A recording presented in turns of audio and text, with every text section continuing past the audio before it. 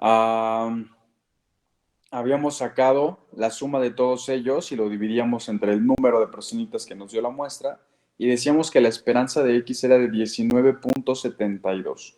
Eso era el promedio, rápido, ¿no? Así. Para construir el histograma hicimos el conteo de frecuencias, ¿no? Lo que aquí hicimos es simplemente sacar las frecuencias y nos dimos cuenta que personitas de 18 años había 3, personitas de 19, 5 y así. El grosso estaba en los 20 años, ¿no? Es por eso que suena muy razonable que si el grosso está en los 20 años, la mayoría de las edades fuese pegada a los 19 años y la media de las edades fuese pegada a los 20 años, a los 19.72. Esta era la formita que adoptaba el histograma, que tiene una forma, pues yo la diría ahí normal, más pegada a la normal. Y decíamos que la esperanza de una variable, es una medida de tendencia central. Ustedes irán viendo en muchos libros cómo hablan de medidas de tendencia central y de dispersión. Por ahora la que estamos viendo es la medida de tendencia central, ¿vale? Y decíamos, bueno, conforme a eso, construye su función de probabilidad. Y dijimos que la función de probabilidad era para 18, si había 3 personas, era 3 entre 22, porque el grosso era de 22.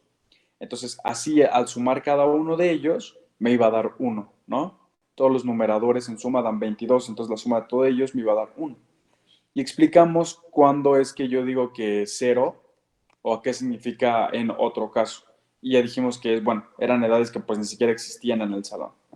Por eso es que no toman un valor probabilístico. Y queríamos obtener la esperanza de esta función, porque yo les decía que el ejercicio acá lo construimos, pero realmente siempre inicia por aquí.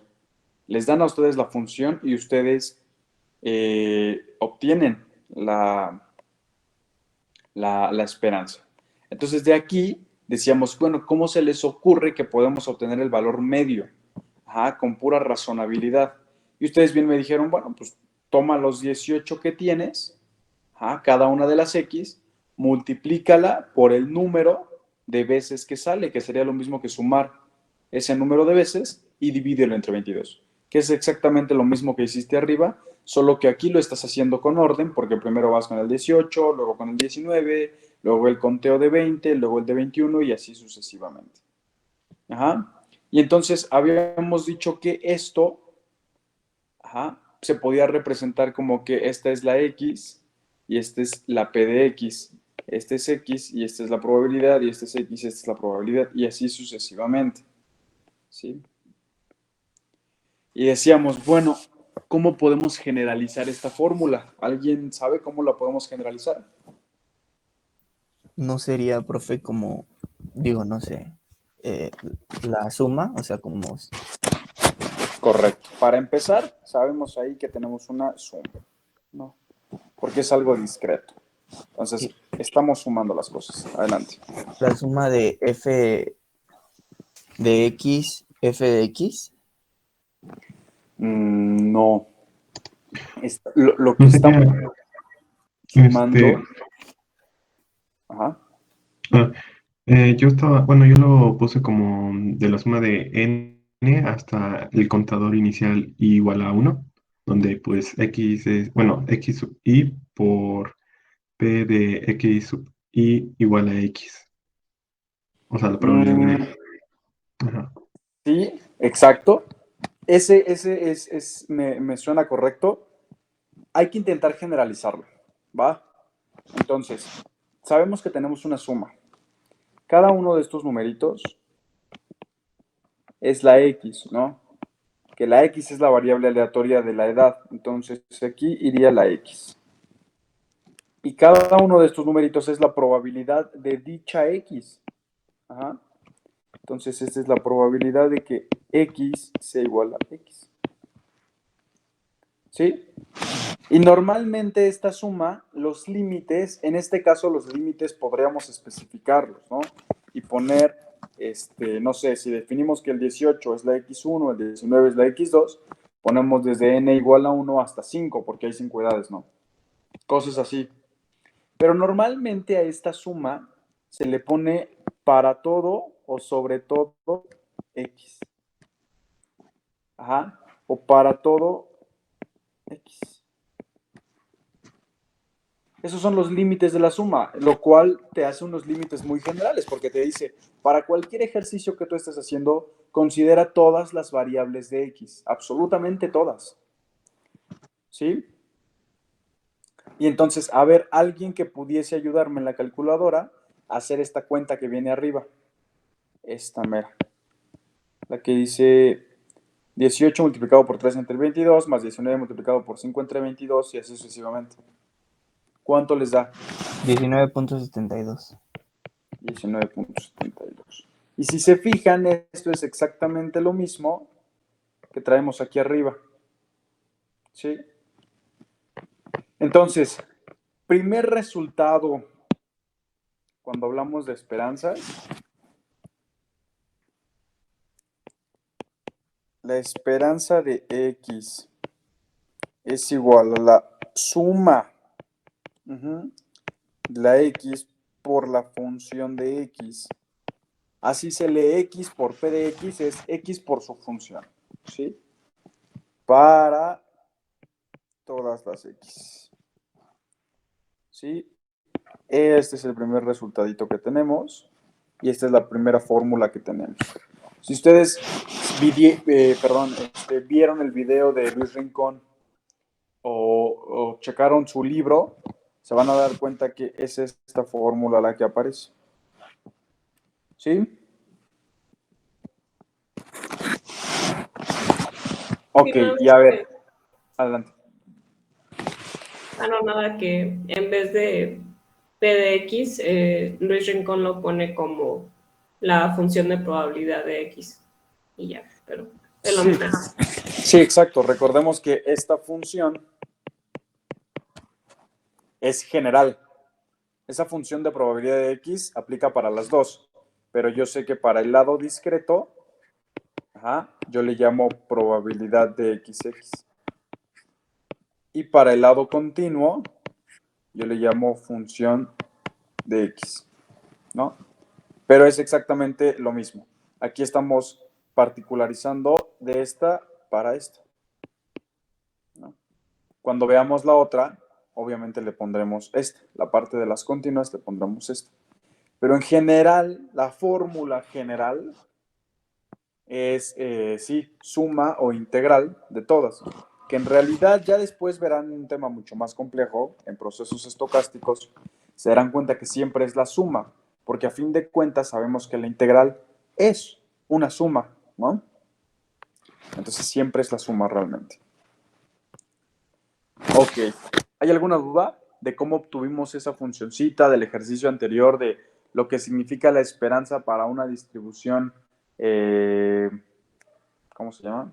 ¿Discreta?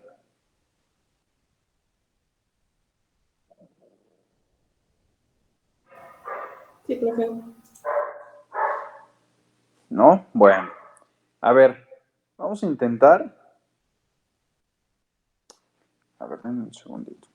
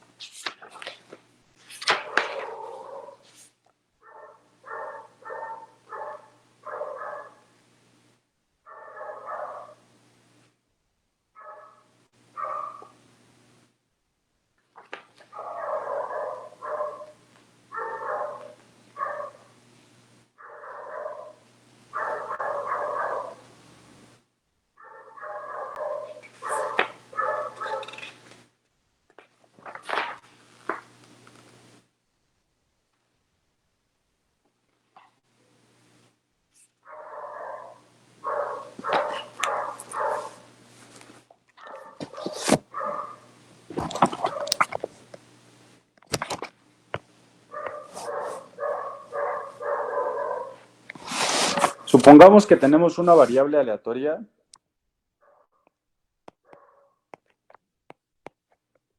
Este es un pequeño ejercicio.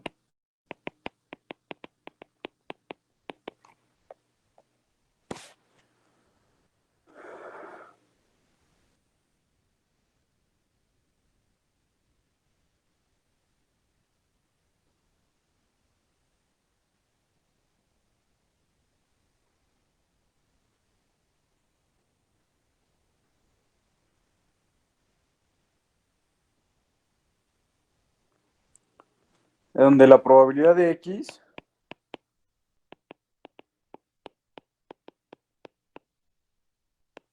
es esto y tiene una función partida, donde es Q y P, donde Q es 1 menos P, ¿sí?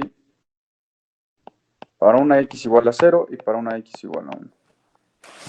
A ver, alguien explíqueme qué es lo que yo acabo de escribir.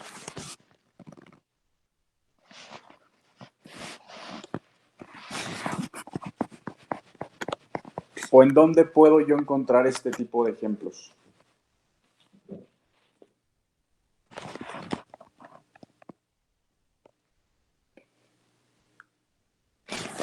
A ver, yo les escribí la probabilidad de una función. Al escribirlo así, ustedes ya saben que es discreta. Y yo les acabo de poner, ok, si tú quieres que la X sea 0, la probabilidad de que eso ocurra es Q. Si tú quieres que X sea 1, la probabilidad de que eso ocurra es P.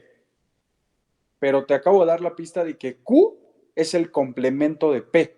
Es 1 menos P. ¿Qué quiere decir esto?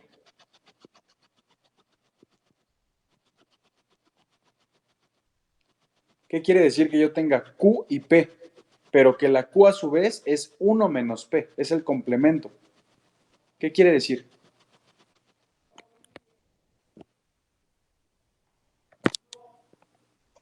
Que P sea el 100%. P es el 100%. No, casi.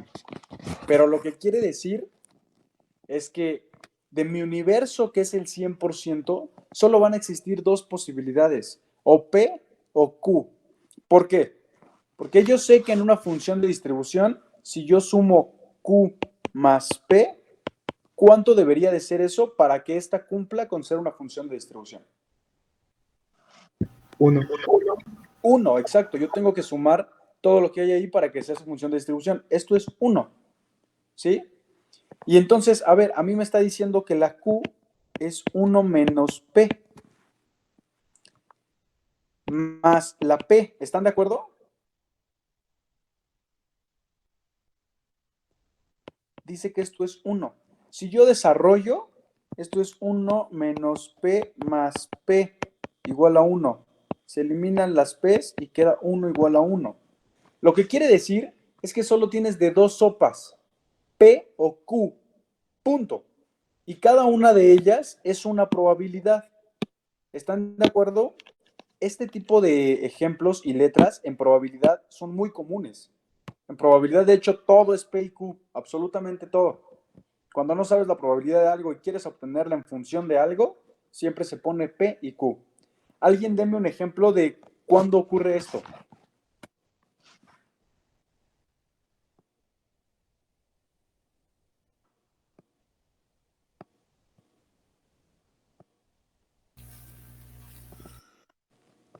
No sé si esté bien, profe, pero a mí se me ocurre el lanzamiento de una moneda, por ejemplo. Exactamente, exactamente. A ver, si aquí en lugar de las X nosotros cambiáramos a que fuese águila o que fuese sol, ¿con qué probabilidad sale águila?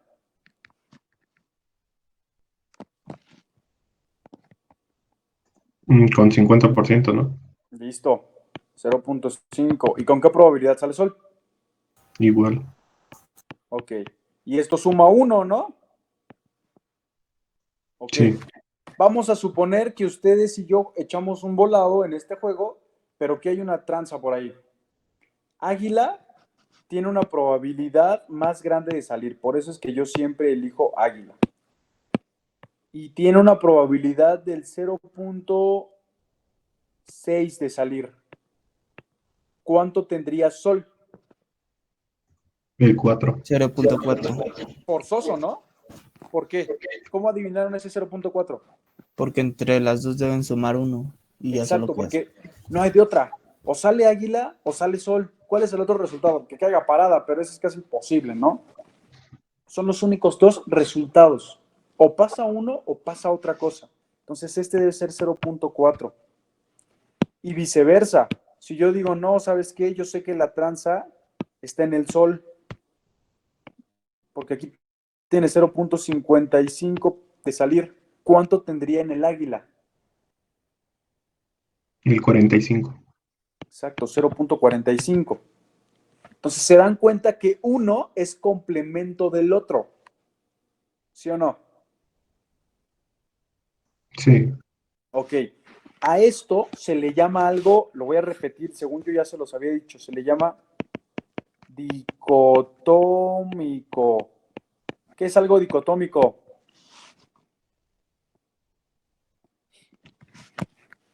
Que está hablando solamente Es de lo uno de dos. lo otro, ¿no? Exacto. Solo son dos posibilidades, una u otra. Es una posibilidad dicotómica. Es sí o no. Es negro o blanco, 0 o 1, punto. ¿Sí? Cuando ustedes les hacen una pregunta, ajá, para cuando que contesten sí o no, ¿estás borracho? Sí o no. No se vale decir, pues, ay, más o menos, cayó solo Águila. O puede convertirse en cayó Sol, sí o no. ¿Estás bien? Sí o no. ¿Se metieron 10 goles? Sí o no. O sea, eso es algo dicotómico, ¿sí? Por eso esta es una de las funciones, bueno, y en la vida hay muchas cosas que son dicotómicas. Por eso esta es una de las funciones que más se usa. Entonces, ahora sí, si quitamos esta parte, ¿queda clara esta función de distribución? ¿Y por qué digo yo que P y Q son complementos? Si Q es igual a 1 menos P, entonces P igual a ¿qué sería? 50%, bueno, 0.5. No, sin el ejemplo de la moneda. No vamos a tomar el ejemplo de la moneda. Y pues Vamos 1 a menos Q, generalizar. ¿no? Exacto. 1 menos Q. ¿Sí? Y entonces, a ver, ¿cuál es la esperanza de esta función de distribución? ¿Cómo le hago? Con la formulita que ya yo tengo. ¿Cuál es la fórmula que tengo que aplicar? La esperanza de X es igual a la suma de X por las probabilidades subsecuentes. Así que, ¿cuál sería?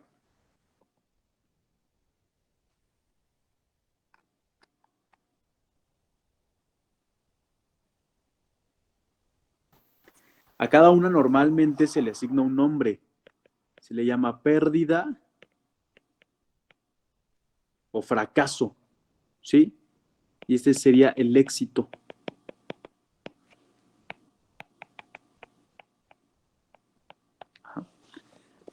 Si ustedes y yo jugáramos con una moneda, diríamos, la Q es la probabilidad de pérdida o fracaso, es decir, es el sol. Y tu éxito es la P, es decir, que caiga águila, si es que elegiste águila. Si no, al revés, y lo único que cambia son estos, ¿sí? ¿Cuál es tu pérdida desde el punto de vista, desde donde tú lo estás viendo?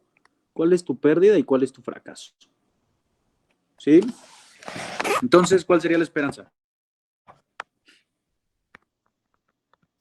Sería el éxito, ¿Por qué?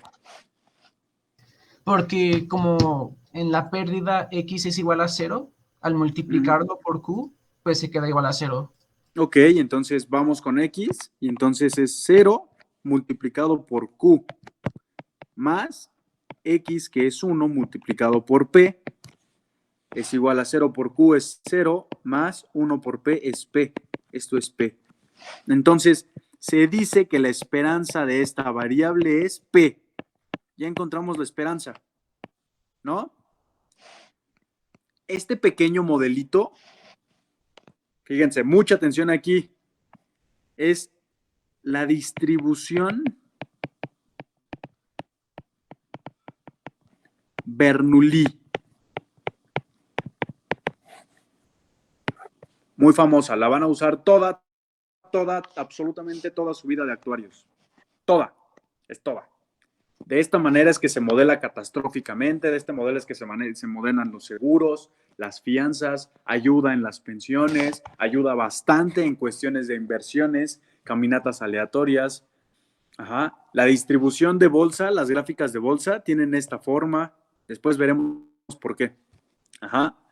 Pero esta distribución es importantísima en probabilidad, ¿sí? Es de las más importantes. Y a esto ustedes ya le pueden llamar un modelo. El modelo, pues, es esto que estamos viendo, ¿sí? ¿Qué me modela? Fenómenos dicotómicos. Por ejemplo, el tirar una moneda. El tirar una moneda lo modelas con esto. ¿Qué quieres saber qué va a ocurrir o qué es lo más probable que ocurra? Bueno, modélalo con esto. ¿Qué otro ejemplo podría ser de algo dicotómico? Por ejemplo, un choque de un automóvil, ¿sí? Ya vimos cómo se modelaría con una moneda, con un automóvil. Si yo digo, la probabilidad de choque es del 10%. La probabilidad de no choque, entonces, ¿cuál será? 90%. Exacto. Tienes un 90% de no chocar.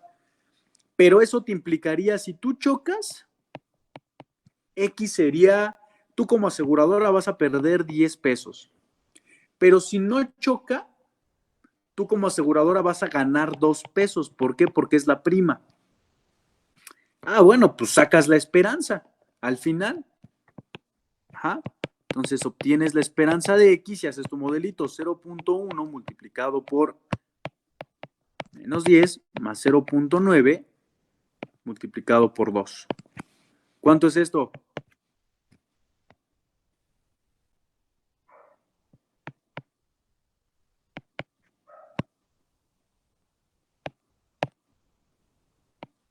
Es eso, ¿no? A ver, corríjanme si no. Sí, eso es. ¿Sí? Y entonces, ¿cuál es la esperanza? Menos 1 más 1.8. Punto 8.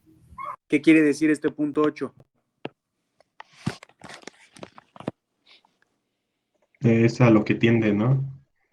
Que si tú aseguras ese carro, que tiene una probabilidad de chocar del 10% y una probabilidad de no chocar del 90%, con estas pérdidas y ganancias respectivamente, si tú lo aseguras, en promedio te vas a ganar 0.8 pesos cada año.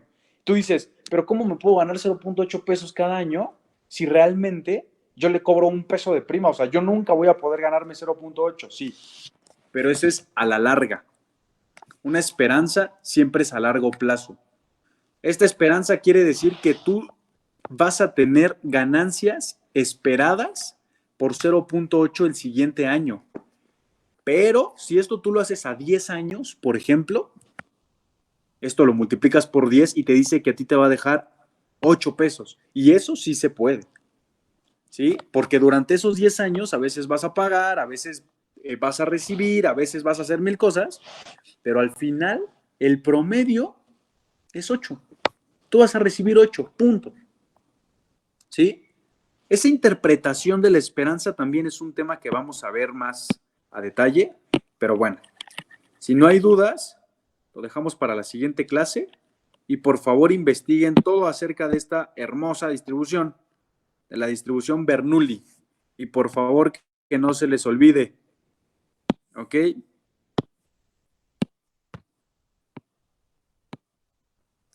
Sale. Cuídense, nos vemos la siguiente clase.